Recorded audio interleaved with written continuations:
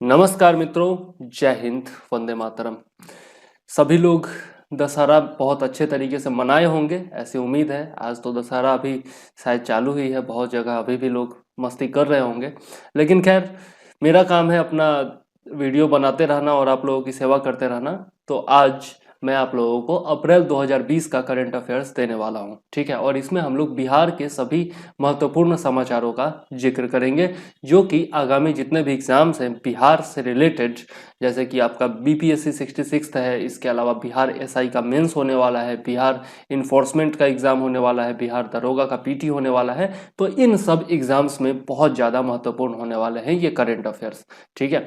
और अब मात्र 50 दिन का समय बचा हुआ है, दिवाली और छठ का 6-7 दिन निकाल दें यदि, तो केवल 50 दिन का समय आपके पास बचा हुआ है तैयारी करने के लिए। तो पूरा जोर लगा दीजिए, ठीक है। 27 दिसंबर को एग्जाम होने वाला है, उसमें झंडा गाड़ के रखना है और अध्ययन इंफोटेनमेंट का 100% रिजल्ट मुझे चाहिए तो चाहिए, ठीक है। तो इसलिए आइए शुरू करते हैं आज का अपना करंट अफेयर्स। पहला जो पॉइंट है वह है, बिहार में जून 2020 से एक राष्ट्र एक राशन कार्ड योजना की शुरुआत कर दी गई है। अंतरराज्य राशन कार्ड पोर्टेबिलिटी के तहत यह काम किया जा रहा है। अंतरराज्य राशन कार्ड पोर्टेबिलिटी का मतलब क्या होता है कि एक ही राशन कार्ड से आप भारत में कहीं भी किसी भी डिस्ट्रीब्यूशन सेंटर से, जो सार्वजनिक वितरण प्रणाली होती है, जो पीडीएस सिस्टम होता है, पब्लिक डिस्ट्रीब्यूशन सिस्टम, उससे जो है आप कहीं से भी राशन ले सकते हैं, केवल एक ही राशन कार्ड का उपयोग करके, ठीक है। तो जितने भी पात्र लाभार्थी होंगे वो एक ही राशन कार्ड का उपयोग करते हुए देश के किसी भी राज्य में खाद्य सुरक्षा कानून के अंतर्गत सार्वजनिक वितरण प्रणाली के माध्यम से राशन कार्ड ले सकेंगे। तो इसमें जो है बिहार के अलावा एक साथ जो है बिहार के साथ उड़ीसा, सिक्किम और मिजोरम को भी एक राष्ट्र एक राशन कार्ड योजना से जोड़ने को मंजूरी दे दी गई है। और अब तक अप्रैल तक जो है यह योजना देश के 20 राज्यों में लागू हो चुकी है, ठीक है। तो यह इंपॉर्टेंट पॉइंट है, याद रखिएगा। आगे देख लेते हैं, ग्रामीण महिलाओं के द्वारा कोरोना महामारी पर जागरूकता कार्यक्रम चलाया जा रहा है मुजफ्फरपुर में, और इसका नाम क्या है? हेलो सखी चेन। हेलो सखी चेन नाम है इसका, जो कि ग्रामीण महिलाओं के द्वारा कोरोना महामारी पर जागरूकता कार्यक्रम है, ठीक है। हेलो सखी चेन की शुरुआत स्वयंसेवी संस्था ज्योति महिला समाख्या ने की है, जिसकी संयोजक कौन है? पूनम कुमारी हैं। बहुत इंपॉर्टेंट है, हेलो सखी चेन मुजफ्फरपुर, याद रखिएगा। नेक्स्ट है, लोहिया स्वच्छ बिहार अभियान के तहत कितनी राशि आवंटित की गई है? तो 150 करोड़ रुपए आवंटित किए गए हैं। 2020-21 में 150 करोड़ की लागत से ग्रामीण क्षेत्रों में स्वच्छता कार्यक्रमों को बढ़ावा दिया जाएगा, और यह किसके तहत आवंटित किया गया है? लोहिया स्वच्छ बिहार अभियान के तहत। इंपॉर्टेंट है, याद रखिएगा। आगे देख लेते हैं, जूलॉजिकल सर्वे ऑफ इंडिया के द्वारा छात्रों को डॉल्फिन संरक्षण के लिए प्रशिक्षण दिया जा रहा है ग्रीन स्किल डेवलपमेंट कार्यक्रम के तहत। याद रखिएगा, ग्रीन स्किल डेवलपमेंट कार्यक्रम के तहत जूलॉजिकल सर्वे ऑफ इंडिया के द्वारा छात्रों को डॉल्फिन संरक्षण के लिए प्रशिक्षण दिया जा रहा है। पर्यावरण, वन एवं जलवायु परिवर्तन मंत्रालय के द्वारा यह प्रोग्राम जो है आपका ग्रीन स्किल डेवलपमेंट प्रोग्राम की शुरुआत की गई है। प्राकृतिक संसाधनों के सतत संरक्षण और प्रबंधन के लिए 2021 तक 30 कार्यक्रमों के माध्यम से देश भर में पर्यावरण एवं वन क्षेत्रों में 5.5 लाख से अधिक श्रमिकों को प्रशिक्षित करना इस कार्यक्रम का लक्ष्य है। इंपॉर्टेंट पॉइंट है, याद रखिएगा। आगे देख लेते हैं, बिहार सरकार के द्वारा त्रिस्तरीय पंचायतों के लिए कितनी राशि आवंटित की गई है? तो 1400 करोड़ रुपए आवंटित किए गए हैं। पंचम वित्त आयोग की अनुशंसा पर राज्य सरकार ने यह राशि ग्राम पंचायत, पंचायत समिति एवं जिला परिषद को जारी की है। पंचायती राज संस्थाएं यह राशि कोरोना महामारी से बचने के लिए मास्क, सैनिटाइजर इत्यादि खरीद सकते हैं इस राशि से, या फिर गाँव में ब्लीचिंग पाउडर इत्यादि के छिड़काव पर भी खर्च कर सकते हैं, ठीक है। तो टोटल जो है 1400 करोड़ रुपए आवंटित किए गए हैं त्रिस्तरीय पंचायतों के लिए, ठीक है। त्रिस्तरीय पंचायत आप जानते होंगे, इसमें आपका ग्राम पंचायत आता है, पंचायत समिति आता है और जिला परिषद आता है, ठीक है। तो याद रखिएगा। आगे देख लेते हैं, नीतीश कुमार के द्वारा सर्वश्रेष्ठ स्टार्टअप आइडिया पुरस्कार किसको दिया गया है? तो रोड एक्सप्रेस कंपनी को दिया गया है। रोड एक्सप्रेस कंपनी, जो कि आशुतोष कुमार की कंपनी है, जो कि बिहार के रहने वाले हैं। इन्होंने जो है 2019 में कैलिफोर्निया सिलिकॉन वैली में भारत का प्रतिनिधित्व किया था। जिन चुनिंदा स्टार्टअप्स ने प्रतिनिधित्व किया था उनमें इनका भी स्टार्टअप था, रोड एक्सप्रेस भी था। ठीक है, 2019 में कैलिफोर्निया में सिलिकॉन वैली में इन्होंने भारत का प्रतिनिधित्व किया था। ठीक है, आशुतोष कुमार बिहार के रहने वाले हैं, याद रखिएगा। एसबीआई के मुंबई स्थित केंद्रीय कार्यालय में उप प्रबंध निदेशक कौन नियुक्त की गई हैं? तो बिहार की सलोनी नारायण को नियुक्त किया गया है, जो कि भागलपुर की निवासी हैं। ठीक है, याद रखिएगा, एसबीआई के मुंबई स्थित केंद्रीय कार्यालय में उप प्रबंध निदेशक के पद पर नियुक्त की गई हैं बिहार की सलोनी नारायण, जो कि भागलपुर की रहने वाली हैं। बिहार के 6 नए किसान कम्युनिटी रेडियो स्टेशन खोलने को मंजूरी दे दी गई है। ठीक है, बिहार में कहाँ कहाँ खोला जाएगा? तो गया, औरंगाबाद, पूर्णिया, बांका, खगड़िया और शेखपुरा में ये रेडियो स्टेशन खोला जाएगा, कम्युनिटी रेडियो स्टेशन। इससे पहले भी 5 ऐसे रेडियो स्टेशनों को खोलने की मंजूरी मिली थी, लेकिन ये जो है केवल बाढ़ और भागलपुर में ही काम कर सके थे, बाकी जगह ये काम नहीं कर पाए थे। ठीक है, तो फिर से जो है मंगवाया गया, निविदा मंगवाया गया और ज़रूरत के हिसाब से 6 नए किसान कम्युनिटी रेडियो स्टेशन को खोलने की मंजूरी दे दी गई है। आगे देख लेते हैं, बिहार की कमला नदी का पुनरुद्धार कर नदी तंत्र विकसित करने की योजना कहाँ बनाई जा रही है? तो यह जो है बिहार की कमला नदी का पुनरुत्थान किया जाना है, और कमला नदी जो है वह नेपाल से उत्पन्न होकर मुख्यतः बिहार में बहने वाली नदी है। ठीक है, जो कि मिथिलांचल में गंगा नदी के बाद सर्वाधिक पुण्यदायिनी एवं उर्वरा शक्ति युक्त नदी मानी जाती है। ठीक है, और यह जो है झंझारपुर प्रखंड के लोहना दक्षिणी पंचायत में 49,91,000 की लागत से नदी के पुनरुद्धार का कार्य जारी है। ठीक है, याद रखिएगा, तो बिहार की कमला नदी का पुनरुद्धार किया जा रहा है। ठीक है, और कहाँ पर काम चालू हो गया है? तो झंझारपुर प्रखंड के लोहना दक्षिणी पंचायत में काम जो है वह चालू हो गया है 49,91,000 की लागत से।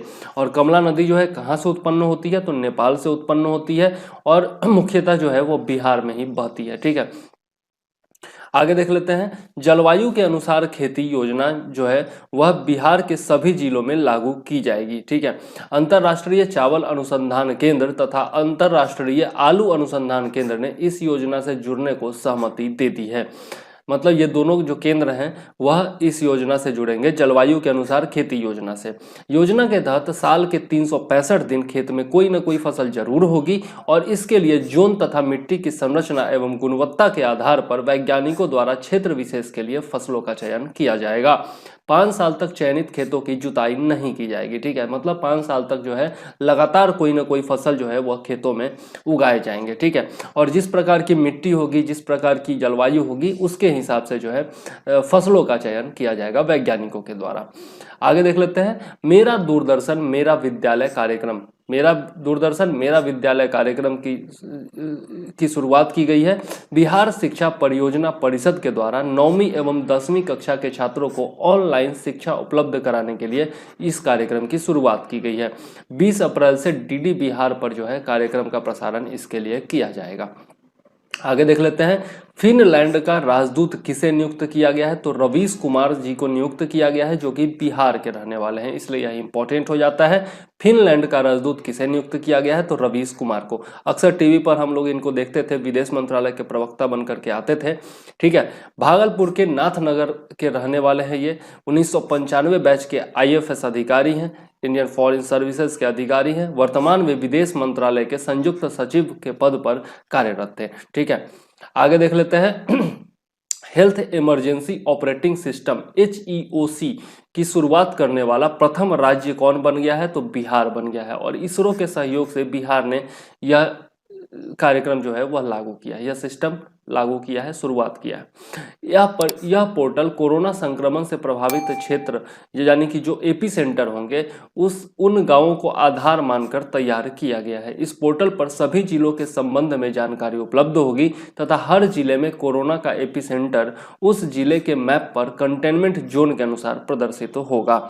नक्शे में कंटेनमेंट और बफर जोन में गांवों की सूची, संख्या, गांव में घरों की संख्या एवं जनसंख्या विस्तार की अच्छे से जानकारी होगी, मतलब विस्तृत जानकारी होगी। इस जानकारी से ट्रेसिंग, टेस्टिंग एवं ट्रैकिंग टीम को रियल टाइम जानकारी प्राप्त होगी, जिससे जांच में मदद मिलेगी। तो मेनली जो है कोरोना से निपटने के लिए यह जो है जारी किया गया है हेल्थ इमरजेंसी ऑपरेटिंग सिस्टम। और जारी कर मतलब लागू करने वाला तो पहला राज्य कौन है, तो बिहार है। बिहार के पूर्व राज्यपाल का निधन हो गया है। किनका निधन, तो देवानंद कुंवर, जो कि बिहार के पूर्व राज्यपाल थे, इनका निधन हो गया है। 2009 से 2013 तक ये बिहार के राज्यपाल रहे। 2013-14 के दौरान त्रिपुरा के भी राज्यपाल रहे और इससे पहले जो है ये पश्चिम बंगाल के राज्यपाल थे। तो बहुत इंपॉर्टेंट पॉइंट है, ये भी याद रखिएगा। बिहार के सभी सार्वजनिक स्थान तंबाकू मुक्त घोषित किए गए हैं और नियम के उल्लंघन पर 6 माह के कारावास की सजा भी दी जा सकती है और 200 रुपया जुर्माना भी लगाया जा सकता है। और यह कार्रवाई किसके तहत की जाएगी, तो आईपीसी की धारा 268 एवं 269 के तहत कार्रवाई की जाएगी। याद रखिएगा। बिहार के विश्वविद्यालय में लिक्विड बायो फर्टिलाइजर का विकास किया गया है। किस विश्वविद्यालय में, तो बिहार कृषि विश्वविद्यालय सबौर के मृदा विज्ञान एवं कृषि रसायन विभाग के द्वारा किसानों को जल्द ही तरल जैविक उर्वरक मुहैया कराया जाएगा। तरल जैविक उर्वरक मतलब क्या हो गया, यही लिक्विड बायो फर्टिलाइजर। अभी तक एजिटोबैक्टर पीएसबी यानी कि फॉस्फोरस सोल्यूबलाइजिंग बैक्टीरिया और राइजोबियम के पाउडर के रूप में को जो है ये पाउडर के रूप में तैयार किया जाता रहा है। लेकिन अब जो है रसायन के कम उपयोग से फसलों की गुणवत्ता अच्छी करने के लिए और साथ ही उत्पादकता को 10 से 15% तक बढ़ाने के लिए जो है लिक्विड बायो फर्टिलाइजर का भी विकास किया जाएगा। ठीक है, कहाँ, बिहार कृषि विश्वविद्यालय सबौर में। ठीक है, आगे देख लेते हैं। वीर कुंवर सिंह की पुण्यतिथि मनाई गई है कब, 26 अप्रैल को। इनका जन्म कब हुआ था, 13 नवंबर 1777 को हुआ था, बिहार के भोजपुर जिले के जगदीशपुर में। बहुत ही इंपॉर्टेंट पॉइंट है, वीर कुंवर सिंह बिहार के सबसे मतलब कि प्रथम स्वतंत्रता सेनानी कह सकते हैं इनको, तो इनके बारे में जानना बहुत ज़्यादा जरूरी है। 1857 के प्रथम स्वतंत्रता संग्राम में बिहार के सेनानी थे। 27 अप्रैल 1857 को दानापुर के सिपाहियों के साथ आरा पर इन्होंने कब्जा किया था। यह डेट भी याद रखिएगा, 27 अप्रैल 1857। 23 अप्रैल 1858 को जगदीशपुर के पास इन्होंने अंतिम लड़ाई लड़ी थी और उसी में घायल होने के कारण 26 अप्रैल 1858 को इनको वीर गति प्राप्त हुई थी। बहुत ही इंपॉर्टेंट पॉइंट है, याद रखिएगा। आगे देख लेते हैं। मिड डे मील योजना के तहत प्राथमिक विद्यालयों को में कक्षा 1 से 5 के छात्रों पर खर्च जितनी होती थी उसमें बढ़ोतरी की गई है। प्रति छात्र जो है 49 पैसे की बढ़ोतरी की गई है। केंद्र सरकार के द्वारा मिड डे मील के बजट में 800 करोड़ की वृद्धि की गई थी। पहले 7300 करोड़ था, अब जो है 81 करोड़ बजट हो गया है। इसमें 10.99% की लगभग 11% की बढ़ोतरी की गई है। कक्षा 1 से 5 की बात करें तो पहले जो खर्च होता था वह प्रतिदिन प्रति छात्र 4.48 रुपया खर्च होता था, जो कि अब 4.97 रुपया खर्चा होगा, मतलब 49 पैसा बढ़ाया गया है। कक्षा 6 से 8 तक की बात करें तो पहले जो है 6.71 रुपया प्रतिदिन प्रति छात्र खर्च होता था, जो कि अब 7.45 रुपया खर्च होगा, मतलब 7.45 मतलब कि 74 पैसे का बढ़ोतरी इसमें किया गया है। आगे देख लेते हैं। कोरोना संक्रमण को लेकर लापरवाही बरतने पर कितनी सजा का प्रावधान किया गया है, तो 6 माह की सजा दी जा सकती है या फिर 6 माह से 2 वर्ष तक की सजा का प्रावधान किया गया है बिहार में। आईपीसी की धारा 188, 269, 270 और 271 के तहत जो है अलग अलग सजा दी जा सकती है। आईपीसी की धारा 268 एवं 269 के तहत कोई भी व्यक्ति यदि महामारी के अवसर पर उपेक्षापूर्ण अथवा विधि विरुद्ध कार्य करता है तो 6 माह का कारावास संभव है। मतलब कि जो आदेश दिया गया है, जो निर्देश दिया गया है, उसको यदि नहीं मानता है तो 6 माह का कारावास संभव है। परिजन मतलब कि यदि कोई मरीज है जिसके बारे में पता है परिजनों को और फिर भी छुपा करके उसको रखा गया है, सरकार को बताया नहीं गया, पुलिस को नहीं बताया गया है, तो जो है 2 साल की सजा या जुर्माना का भी प्रावधान किया गया है। ठीक है, याद रखिएगा। आगे देख लेते हैं। बुद्ध सम्यक दर्शन संग्रहालय का निर्माण कहाँ किया जा रहा है, तो वैशाली में किया जा रहा है। इंपॉर्टेंट पॉइंट है, बहुत इंपॉर्टेंट पॉइंट है, याद रखिएगा। 315 करोड़ रुपए की लागत से 72 एकड़ भूमि पर संग्रहालय का निर्माण किया जा रहा है। इसमें संपूर्ण जो संरचना होगी वह पत्थर से निर्मित होगी और आईआईटी दिल्ली के द्वारा इसके लिए तकनीकी सहायता प्रदान की जाएगी। तो इंपॉर्टेंट पॉइंट है, याद रखिएगा। गाय के देसी नस्ल के संवर्धन हेतु भ्रूण हस्तांतरित प्रौद्योगिकी परियोजना जो है कहाँ चालू की जाएगी, तो बक्सर जिले में जो है यह चालू की जाएगी गोकुल मिशन के तहत। राष्ट्रीय डेयरी विकास बोर्ड के तहत सहायता से पूर्णिया में 50 लाख क्षमता का फ्रोजन सीमेन स्टेशन और राष्ट्रीय गोकुल मिशन के तहत गाय के देसी नस्ल सुधार हेतु डुमराव जो कि बक्सर जिला में है वहां भ्रूण हस्तांतरण प्रौद्योगिकी परियोजना शुरू की गई है। इंपॉर्टेंट पॉइंट है, दोनों याद रखिएगा। मतलब कि फ्रोजन सीमेन स्टेशन पूर्णिया में और जो है आपका देसी नस्ल सुधार हेतु डुमराव में भ्रूण हस्तांतरण प्रौद्योगिकी परियोजना। ठीक है, याद रखिएगा। भ्रूण हस्तांतरण तकनीक में भ्रूण को दाता माता मतलब कि डोनर जो मादा है उससे एकत्र कर प्राप्तकर्ता मादा को हस्तांतरित किया जाता है जो सेरोगेट मदर कहलाती है। इससे उच्च आनुवंशिक योग्यता वाले स्वदेशी मवेशियों का तेजी से प्रजनन होगा जो अधिकांश बीमारियों से मुक्त होंगे। राष्ट्रीय गोकुल मिशन के बारे में यदि देखें तो कृषि और उत्पादकता बढ़ाने हेतु स्वदेशी गौजातीय नस्लों के विकास एवं संरक्षण के लिए कृषि मंत्रालय केंद्र सरकार के द्वारा 2014 में इस अभियान की शुरुआत की गई थी। इंपॉर्टेंट पॉइंट है। नेक्स्ट है, आम उत्पादन में बिहार का कौन सा स्थान है? तो देश में 5वें स्थान पर है बिहार उत्पादन में। किसके उत्पादन में? आम के उत्पादन में। 1,53,000 हेक्टेयर क्षेत्र में 15 से 16 लाख टन आम का उत्पादन बिहार हर साल करता है। बिहार के 3 पर्यटन स्थलों पर ऑटोमेटिक वेदर फोरकास्ट स्टेशन की स्थापना की जाएगी। एक्चुअली 4 है टोटल, लेकिन इसमें पटना तो कॉमन है, इसलिए जो है आपका बोधगया, राजगीर, वैशाली और पटना में जो है ऑटोमेटिक वेदर फोरकास्ट स्टेशन की स्थापना की जानी है। ठीक है, इसमें जो है बारिश कितना हो रहा है, हवा की दिशा क्या है, हवा की गति क्या है, न्यूनतम और अधिकतम तापमान क्या है, आर्द्रता मतलब कि ह्यूमिडिटी क्या है, दबाव जो वायुमंडलीय दबाव होता है वो क्या है, सूर्योदय एवं सूर्यास्त का समय इत्यादि क्या है, इन सभी मौसम मापदंडों की रियल टाइम जानकारी प्रदर्शित होगी। ठीक है, और इसके लिए जो स्टेशनों की स्थापना की जाएगी, तो याद रखिएगा, इंपॉर्टेंट है। आगे देख लेते हैं, थाईलैंड में विशिष्ट शिक्षा पुरस्कार से कौन सम्मानित हुए हैं? तो उदय कुमार सिंह को सम्मानित किया गया है थाईलैंड में विशिष्ट शिक्षा पुरस्कार से। ग्रामीण इलाके में गुणवत्तापूर्ण शिक्षा देने के लिए बिहटा पब्लिक स्कूल के प्राचार्य उदय कुमार सिंह को बैंकॉक में गोल्ड मेडल से नवाजा गया है। ग्लोबल अचीवर फाउंडेशन दिल्ली के द्वारा आयोजित फ्रेंडशिप सम्मेलन में थाईलैंड के पूर्व उप प्रधानमंत्री डरबन सी तथा भारत के पूर्व राजदूत डॉक्टर विद्याभूषण सोनी ने इन्हें सम्मानित किया है। इंपॉर्टेंट पॉइंट है, याद रखिएगा।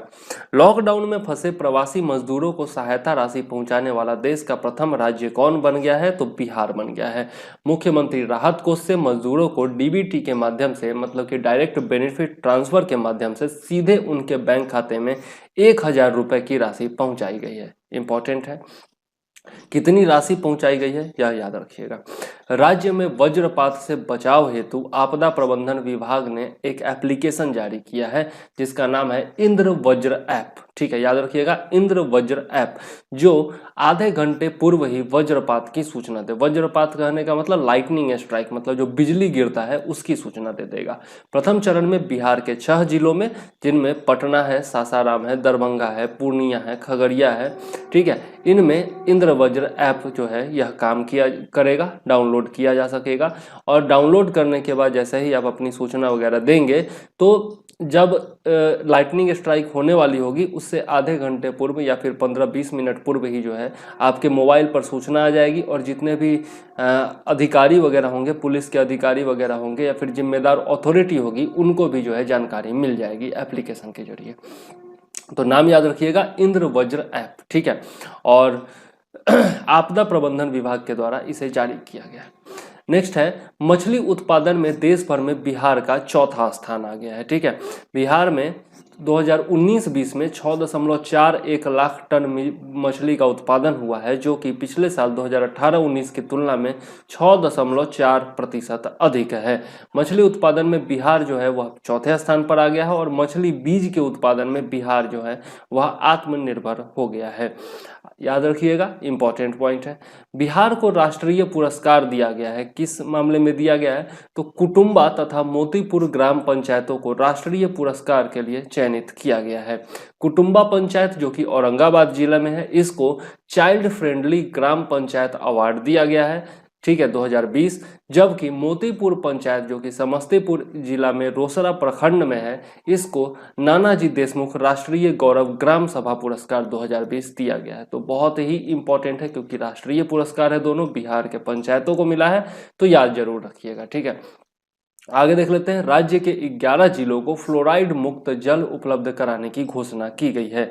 बिहार के 38 जिलों में से 37 में जो पेयजल है वह फ्लोराइड, आयरन और आर्सेनिक संक्रमण उसमें है। ठीक है, और ऐसे ही 11 जिलों के 3814 वार्डों को नवंबर तक शुद्ध जल पहुंचाने के लिए यह योजना बनाई गई है। 11 जिलों में नवादा है, नालंदा है, शेखपुरा, मुंगेर, जमुई, भागलपुर, बांका, भभुआ, सासाराम और औरंगाबाद। ठीक है, इसमें भूगर्भीय जल में अनुमान सीमा से अधिक फ्लोराइड है, मतलब फ्लोराइड की जो मात्रा जितना होना चाहिए उससे बहुत ज़्यादा है। ठीक है, और इसीलिए इन जिलों में जो है नवंबर तक फ्लोराइड मुक्त जल उपलब्ध कराने की योजना बनाई गई है। फ्लोराइड से संक्रमित यदि जल हो जाता है तो उसके सेवन से दांत खराब हो जाता है और कमजोर हो जाता है, जिसको दंत फ्लोरोसिस कहते हैं। ठीक है, और हड्डियां भी कमजोर होने लगती है, जिसको अस्थि या स्केलेटल फ्लोरोसिस कहा जाता है। ठीक है, तो इंपॉर्टेंट पॉइंट है, याद रखिएगा। नेक्स्ट है, पटना मेट्रो के प्रबंध निदेशक कौन नियुक्त किए गए हैं? तो आनंद किशोर नियुक्त किए गए हैं, जो कि नगर विकास एवं आवास विभाग के सचिव हैं। ठीक है, तो पटना मेट्रो यानी कि पटना मेट्रो रेलवे जो है आपका उसके प्रबंध निदेशक नियुक्त किए गए हैं आनंद किशोर, और इससे पहले चेयरमैन कौन नियुक्त किए गए हैं? तो शिवदास मीना। तो याद रखिएगा, चेयरमैन शिवदास मीना और प्रबंध निदेशक आनंद किशोर। ठीक है, पीएमआरएलसी के द्वारा अब पीएमआरएलसी जो है वो प्रोजेक्ट जो है वह अब केंद्र और राज्य की 50-50% साझेदारी वाला साझा उपक्रम बन गया है। मतलब केंद्र सरकार जो है 50% लागत देगी और 50% लागत जो है वह राज्य सरकार देगी। ठीक है, और इसके द्वारा पटना मेट्रो का निर्माण किया जा रहा है। ठीक है, बिहार का दूसरा इको टूरिज्म सेंटर कहाँ बनाया जा रहा है? तो मंगुराहा जो है वीटीआर वन प्रमंडल वन में मंगुराहा में बनाया जा रहा है बिहार का दूसरा इको टूरिज्म सेंटर। ठीक है, इंपॉर्टेंट है, याद रखिएगा, मंगुराहा नाम याद रखिएगा। और प्रथम इको टूरिज्म सेंटर जो बनाया गया था वह वाल्मीकि नगर में बनाया गया था, और वाल्मीकि नगर की तर्ज पर ही यहाँ पर बनाया जा रहा है मंगुराहा में। आगे देख लेते हैं, बिहार विश्व स्वास्थ्य दिवस। विश्व स्वास्थ्य दिवस जो है वह 7 अप्रैल 2020 को मनाया गया, और थीम क्या था इसका? तो सपोर्ट नर्सेज एंड मिडवाइफ्स। ठीक है, बहुत इंपॉर्टेंट है, याद रखिएगा। ऑपरेशन संजीवनी के बारे में देख लेते हैं। तो यह मालदीव में जो है राहत अभियान के लिए इंडियन एयरफोर्स का एक अभियान था, ऑपरेशन संजीवनी। तो मालदीव याद रखिएगा, ऑपरेशन संजीवनी। आगे देख लेते हैं, चलंत डाकघर की शुरुआत कहाँ की गई है? तो पटना प्रमंडल में चलंत डाकघर की शुरुआत की गई है। इंपॉर्टेंट पॉइंट है, याद रखिएगा। फोर्ब्स पत्रिका के द्वारा आईटी पेशेवरों तथा आर्टिफिशियल इंटेलिजेंस विशेषज्ञों की ऑनलाइन प्रतियोगिता में शीर्ष स्थान पर कौन आए हैं? तो बिहार के सुमंत परिमल। ठीक है, बिहार के सुमंत परिमल ने शीर्ष स्थान प्राप्त किया है। बिहार के मुख्यमंत्री नीतीश कुमार संयुक्त राष्ट्र के जलवायु पर गोलमेज सम्मेलन में वैश्विक नेताओं के साथ शामिल हुए हैं। यूनाइटेड नेशंस के द्वारा आयोजित क्लाइमेट एम्बिशन पर आभासी मतलब कि वर्चुअल वैश्विक सम्मेलन में नीतीश कुमार ने जलवायु परिवर्तन से निपटने हेतु जल संरक्षण एवं जल जीवन हरियाली मिशन पर प्रकाश डाला। मतलब अपने वक्तव्य में इसकी चर्चा की। 2050 तक वैश्विक तापमान जो है वह 1.5 डिग्री सेंटीग्रेड बढ़ने का अनुमान है, और इसको रोकने के लिए अपनी प्रतिबद्धता जो है वह बिहार की तरफ से नीतीश कुमार जी ने व्यक्त की। बिहार ने 2040 तक कार्बन उत्सर्जन को कार्बन प्रक्षालन के बराबर करने का लक्ष्य रखा है। मतलब कि जितना कार्बन उत्सर्जन होगा उससे ज़्यादा, मतलब उसके बराबर ही जो है उस कार्बन को सोखने का या फिर उस कार्बन को समाप्त करने का जो है उपाय किया जाएगा। ठीक है, 2040 तक, यह याद रखिएगा। भारत के महारजिस्ट्रार के द्वारा प्रति दर्श मतलब कि नमूना पंजीकरण प्रणाली बुलेटिन जारी किया गया है, और जो 2018 के आंकड़ों पर आधारित है। और इसकी जो प्रमुख बिंदु है उसके बारे में देख लेते हैं। तो 2018 में राष्ट्रीय जन्म दर जो है वह 20.0 था। 2018 में राष्ट्रीय जन्म दर 20 था, जो कि 1971 में मतलब कि 3-4 दशक पहले आपका 36.9 हुआ करता था। तो अब जो है इस जन्म दर में गिरावट आई है, बहुत अच्छी बात है। बिहार में जन्म दर जो है वह 26.2 है, जो कि सर्वाधिक है। यह बहुत इंपॉर्टेंट पॉइंट है और इसीलिए यह बिहार के करंट अफेयर्स में इंक्लूड किया गया है। तो बिहार में जो जन्म दर है वह सर्वाधिक है और कितना है, तो 26.2 है। जबकि अंडमान निकोबार में सबसे कम जन्म दर है 11.2। यह राष्ट्रीय स्तर पर है, बहुत इंपॉर्टेंट पॉइंट है, याद रखिएगा। पिछले 4 दशकों में शहरी क्षेत्रों की तुलना में ग्रामीण क्षेत्रों में जन्म दर में लगातार वृद्धि हुई है। हालांकि ग्रामीण और शहरी अंतर जो है वह बहुत ही कम हुआ है। पिछले दशक में जन्म दर में 11% की गिरावट आई है, जो कि 2009 में जो है आपका 22.5 था। 2009 में 22.5 था और अब जो है आप देख सकते हैं कि 11% का गिरावट आया है और अब जो है 20.0 हो गया है। ठीक है। मृत्यु दर 1971 में 14.9 था, जो कि अब घटकर 2018 में 6.2 हो गया है। मतलब जन्म दर भी घटा है और मृत्यु दर भी घटा है।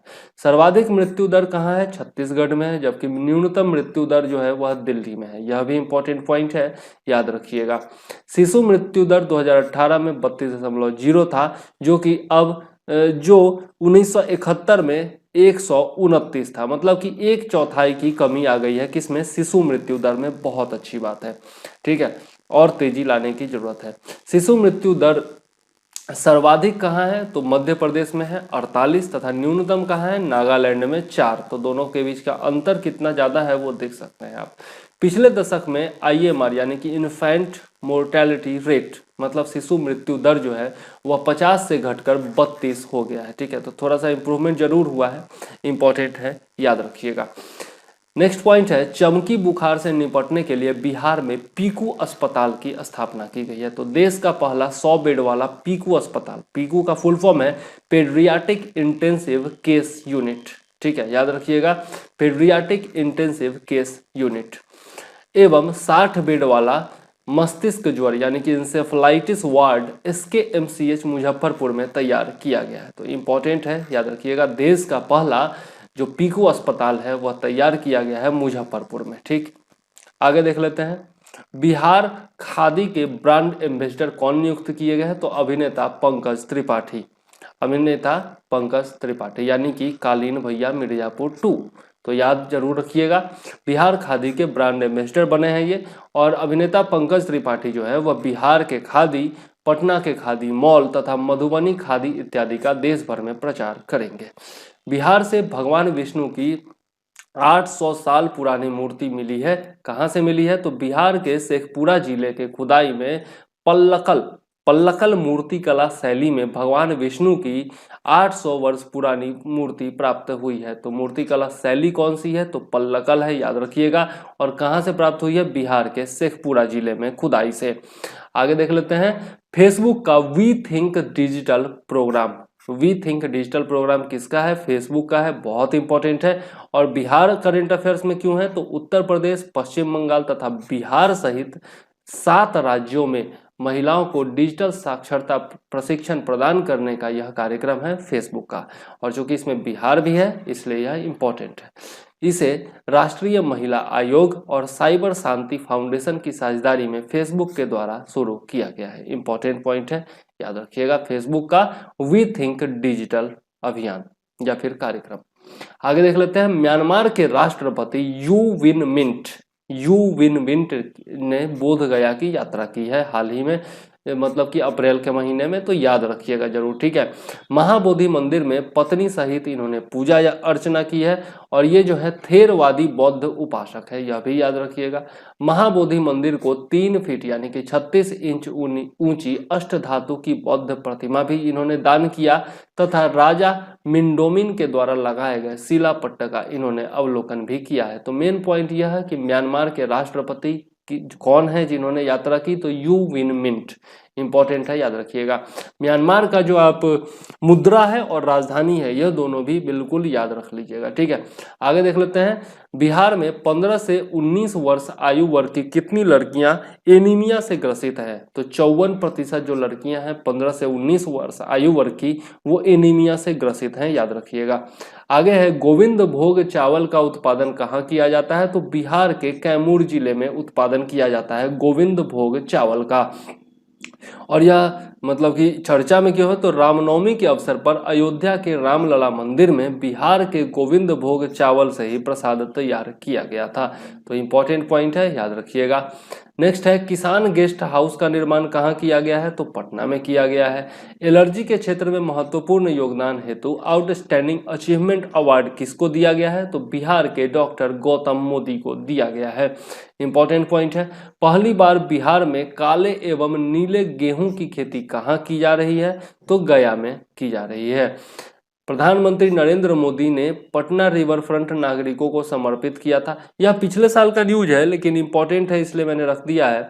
16 नए घाट बनाए गए हैं, एक विद्युत शवदाह गृह बनाया गया है, 50.9 किलोमीटर लंबा वॉकिंग ट्रैक बनाया गया है, सामुदायिक सह संस्कृति केंद्र, सभागार और पर्यटन केंद्र जो है वह भी बनाया गया। और इसका लागत कितना था? तो 243.27 करोड़ रुपए था। आगे देख लेते हैं, जल जीवन मिशन के तहत केंद्र सरकार द्वारा बिहार को कितना राशि आवंटित किया गया है? तो 1832.66 करोड़ रुपया आवंटित किया गया है 2020-21 के लिए। और इसका लक्ष्य क्या है? तो 2024 तक सभी भारतीय घरों में पाइप या नल के शुद्ध पेयजल की पहुंच सुनिश्चित करना इसका लक्ष्य है। किसका? जल जीवन मिशन का, ठीक है। जल जीवन हरियाली मिशन जो है, नहीं, नल से जल योजना जो है बिहार सरकार का, उसी के तर्ज पर यह जल जीवन मिशन चालू किया गया है केंद्र सरकार के द्वारा। कोरोना वायरस से संबंधित विस्तृत जानकारी हेतु एवं सुझाव एवं सहायता के लिए कौन सा टोल फ्री नंबर बिहार में जारी किया गया है? तो जो नंबर है 104, बहुत इंपॉर्टेंट है, याद रखिएगा, ठीक है। और इसी के साथ जो है आपका अप्रैल महीने का करंट अफेयर्स यहाँ पर समाप्त होता है।